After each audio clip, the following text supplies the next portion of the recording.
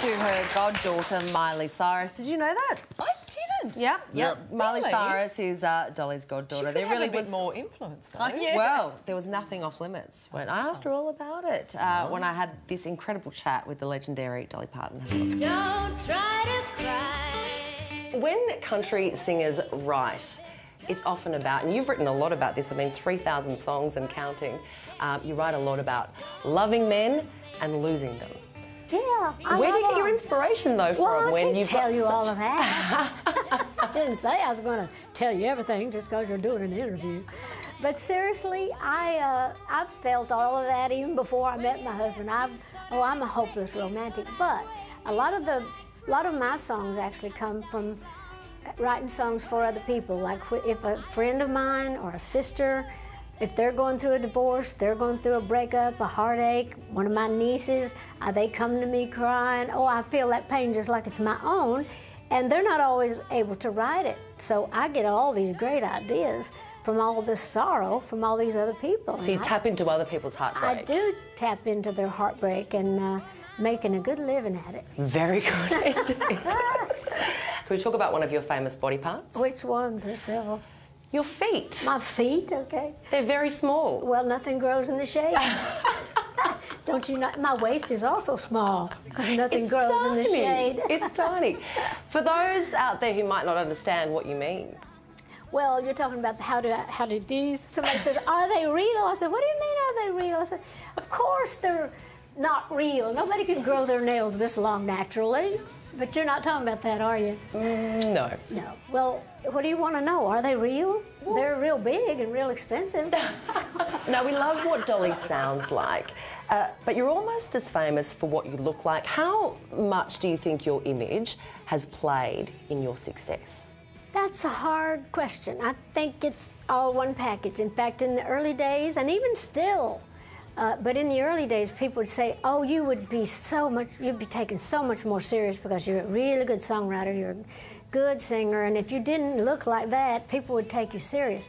But it was more than that to me. The way I look is a country girl's idea of glamour, just like when I wrote the Backwoods Barbie. I wanted to be pretty because I'm not a natural beauty, and I wanted to always be pretty more than anything. You are a natural beauty. I've seen. Not. Yes. No, you haven't. Trust me when I tell you, you have not seen me without some kind of makeup on.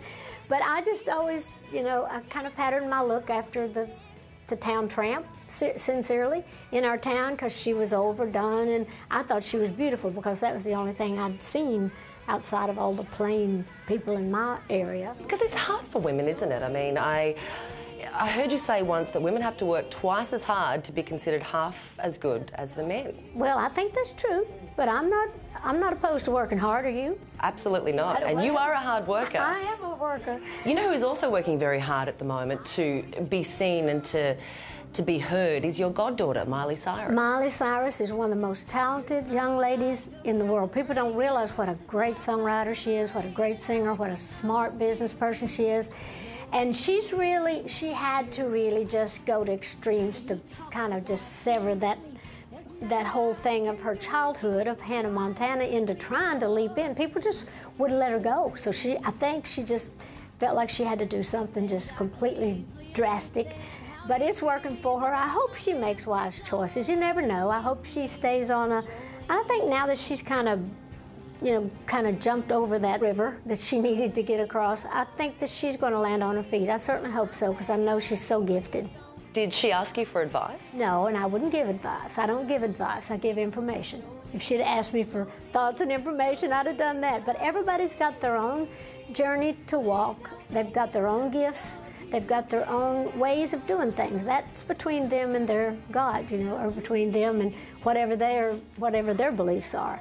But there's only, she couldn't do it my way. Just like I couldn't do it somebody else's way. I had to do it my way, and she needs to do it her way. So you didn't teach her how to twerk? Not hardly. I'd like to see you try, though. I couldn't get my butt that far up.